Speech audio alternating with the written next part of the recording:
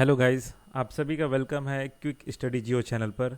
आज के इस वीडियो में जो टॉपिक मैं कवर कर रहा हूँ वो है डीकार्बोनाइजिंग इंडियाज लॉजिस्टिक सेक्टर। ठीक है, तो चलिए शुरुआत करते हैं। India is prioritising decarbonisation of its logistic sector as part of the broader Viksit Bharat 2047 vision and its commitment to achieve net zero carbon emission by 2070 with pilot project like electrified highway gaining momentum। ठीक है, मतलब ये कहा जा रहा है कि India जो है कहीं ना कहीं डीकार्बोनाइजेशन को प्रायोरिटाइज कर रहा है। किस जगह में? लॉजिस्टिक सेक्टर में। ठीक है, जो भी हमारा जो क्या बोलते हैं सामान का लाना ले जाने का जो भी काम चल रहा है, तो वहाँ से जो कार्बोनाइजेशन हो रहा है, मतलब बहुत ज़्यादा कार्बन एमिशन हो रहा है, उसको डीकार्बोनाइजेशन करने का जो एम है उसको प्रायोरिटाइज कर रहा है।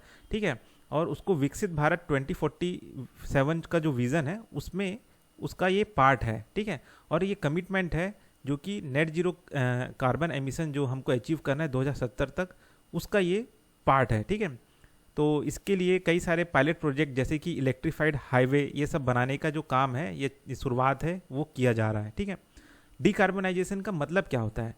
डीकार्बोनाइजेशन मतलब ये होता है कि वो प्रोसेस जिसमें हम कार्बन डाइऑक्साइड को रिड्यूस करते हैं emission across sector by transitioning to cleaner energy source, increasing energy efficiency and adopting low carbon technology।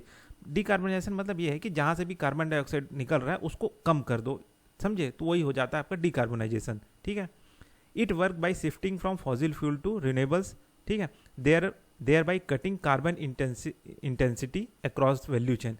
मतलब ये कहा जा रहा है कि भाई जो फॉसिल फ्यूल पे हम डिपेंड है, जहाँ से कार्बन ज़्यादा निकल रहा है, उससे हट के हम रिन्यूएबल सोर्सेज पे चले जाते हैं। ठीक है, जैसे कि सोलर इलेक्ट्रिसिटी, विंड इलेक्ट्रिसिटी। ठीक है, तो इससे हम कहीं ना कहीं डीकार्बोनाइजेशन कर रहे हैं। ठीक, अब क्यों ज़रूरत है लॉजिस्टिक सेक्टर में, इंडिया का लॉजिस्टिक सेक्टर में डीकार्बोनाइजिंग का? ठीक है, तो पहला चीज़ है हाई एमिशन शेयर। मतलब ये कहा जा रहा है कि हमारा जो लॉजिस्टिक सेक्टर है वहाँ से बहुत ज़्यादा ग्रीन हाउस गैस जो है एमिट होता है। ठीक है, जैसे कि हमें यहाँ पे बता रहा है कि जितना भी एमिट होता है उसमें से 13.5% of the India's total green house gas emission जो है वो with road transport responsible for 88%। ठीक है, तो आप देख सकते हैं इतना एमिशन होता है। ठीक है, मतलब लॉजिस्टिक सेक्टर में जितना भी लॉजिस्टिक है उसमें से 13.5% जो है, ठीक है, तो क्या बोलते हैं आपका जो क्या बोलते हैं रोड ट्रांसपोर्ट सेक्टर है, जितना भी पॉल्यूशन हो रहा है, ग्रीन हाउस गैस निकल रहा है, उसमें 88% जो है रोड ट्रांसपोर्ट से ही आ रहा है। ठीक है, energy dependency, nearly 90% of passenger movement and 70% of flight depend on road transport, increasing carbon footprint.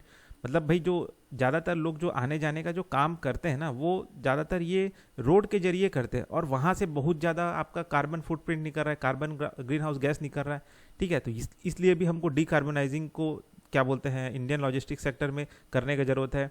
Vision 2047 का जो हमारा गोल है, ठीक है, उसके लिए भी हम ये ज़रूरत है।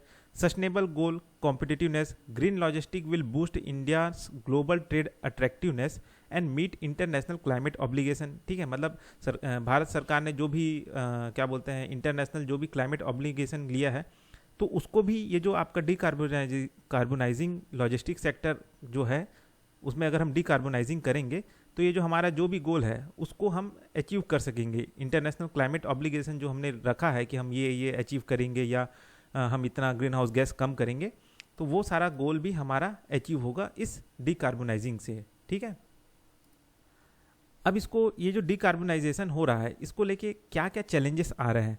तो पहला आ रहा है रोड फ्राइट डोमिनेंस। ठीक है, मतलब ये कहा जा रहा है कि बहुत ज़्यादा डिपेंडेंस जो है हम ट्रक पे हैं। ठीक है ना, और ये सारे ट्रक जो चलते हैं रोड में चलते हैं, जो कि कंट्रीब्यूट करते हैं लगभग 38% ऑफ कार्बन डाइऑक्साइड एमिशन। ठीक है, तो ये हम एक चैलेंज है। हाई ट्रांजिशन कॉस्ट, अब इलेक्ट्रिफिकेशन अगर हम ट्रक का करेंगे तो उसका जो इंफ्रास्ट्रक्चर होगा जैसे कि ई हाईवे, तो उसमें बहुत ज़्यादा इन्वेस्टमेंट लगेगा। Inland waterways and rail share, ये जो चीज़ है ये बहुत लिमिटेड है। ठीक है, मतलब रेलवे के जरिए ज़्यादा हम लाना ले जाना कुछ कर नहीं रहे हैं। शिपिंग के जरिए भी, इनलैंड शिपिंग में भी जो शेयर है, ठीक है, लॉजिस्टिक का, वो कम है।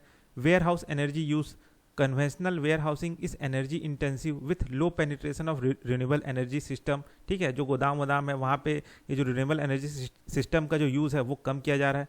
Slow maritime transition, clean fuels like LNG, ammonia and hydrogen adoption in shipping face technological and financial barriers। तो ये सारा प्रॉब्लम है, ठीक है। आगे क्या कर सकते हैं, रेल फ्राइट एक्सपेंशन, कि भाई जिस तरीके से चाइना का मॉडल है जिसमें 50% शेयर है, ठीक है, वो लोग रेलवे के जरिए ही सारा सामान 50% जो भी जो चल रहा है वो उसी में ही कर लेते हैं। तो हमको भी ये चीज़ का एक्सपेंशन करना चाहिए कि ज़्यादा से ज़्यादा जो ट्रक पे जो हम डिपेंड है उससे हट के हम रेलवे पे डिपेंड हो जाए अपने सामान को लाने ले जाने पे, ठीक है। दूसरा है e highway for trucks, accelerate projects like Delhi Jaipur electric highway pilot to introduce overhead electric wires for truck, है ना। अब जो ट्रक है वो इलेक्ट्रिक वायर से चलेंगे, ठीक है, मतलब वायर लगा रहेगा उसमें टच होगा फिर आपका ट्रक चलेगा उस वायर से। तो ये आपका पायलट प्रोजेक्ट जो है बनाया जा रहा है। Green shipping, invest in LNG powered vessels, solar assisted boats and hydrogen fuel initiative in inland waterways, मतलब जो पानी जहाज हैं जिनको आप LNG पावर्ड वेसल्स में, मतलब जो LNG पावर्ड वेसल्स है ग्रीन शिपिंग वाले, ठीक है, उनमें आप इन्वेस्ट करें, ठीक है। वो बोट जो कि सोलर से चल रहे हैं, हाइड्रोजन फ्यूल से चल रहे हैं, LNG से चल रहे हैं, उनमें इन्वेस्ट किया जाए। रिन्यूएबल वेयर हाउसिंग बनाया जाए, ठीक है, वही चीज़ आपका सोलर से वेयर हाउसिंग जो है वो चलेगा, विंड से, जियो थर्मल एनर्जी से, ताकि जो कार्बन फुटप्रिंट है वो रिड्यूस कर सके। Policy push and incentives, provide financial incentives for green logistic innovation, मतलब ये कहा जा रहा है कि जो भी ग्रीन लॉजिस्टिक को लेके जो भी इनोवेशन हो रहा है, ठीक है, उनको फाइनेंशियल इंसेंटिव्स दिया जाए सरकार द्वारा, ठीक है। और ऐसे सारे काम जो कि डिकार्बोनाइजेशन स्ट्रेटजीज में काम कर रहे हैं ट्रांसपोर्ट सेक्टर में, उन सभी को क्या बोलते हैं, इंसेंटिव्स दिया जाए, ठीक है। तो ये कहा जा रहा है, ठीक। तो बस इस वीडियो में इतना ही, फिर मिलते हैं नेक्स्ट वीडियो में।